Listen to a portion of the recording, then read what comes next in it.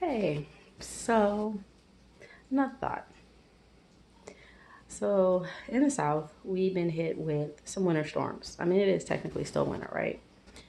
And right now, the state of Texas is basically shut down. And they've been shut down for almost like since Sunday, I believe. Um, no power. Uh, Millions of people are just, they're stranded because of snow and ice on the roads. Power is out. So there's no heat, there's no running water, and the temperatures are dipping into single digits. So as you can imagine, people are beginning to die. Um, and of course, hearts and prayers are with them as they are trying to get through this. My issue is that Texas is mainly run by Republicans. And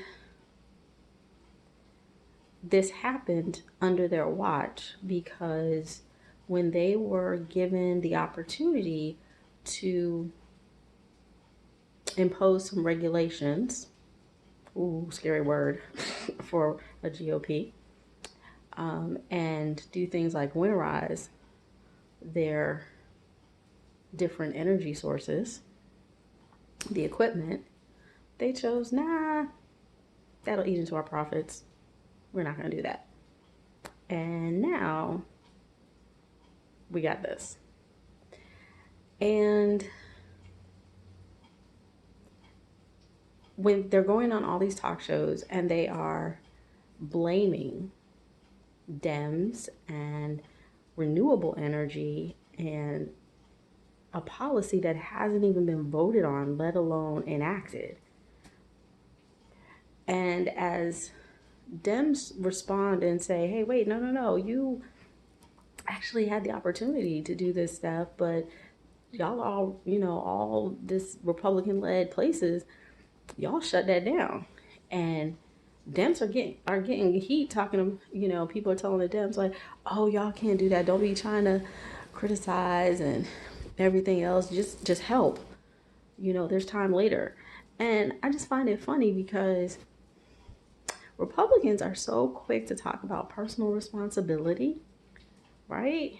And so quick to point out Democratic run cities that or school districts that maybe don't meet their standard of whatever. Oh, look at the high crime rate and it's led by Democrats and da da da.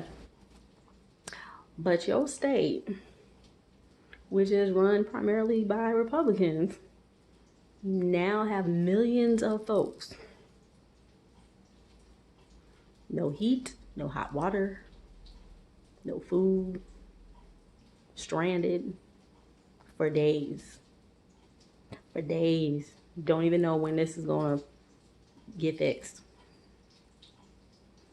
And it's, oh, we can't stop trying to, no. And you can't blame us. This wasn't our fault. No, this was actually your fault. So what we not going to do, is sit there and tell everybody else when they wrong and, oh, look at that speck that's in your eye. And you got this log in yours. Winterizing those machines and having some regulations was prevention. Kind of like insurance. We don't necessarily use insurance every single day, but we pay into it so that if something does happen, in case something happens, we'll be ready. Yeah, we know that's a little less money in our pocket right now in the short term, but in the long term, it's going to help us out. So what we're not going to do, GOP, is sit here and take your BS. This your fault.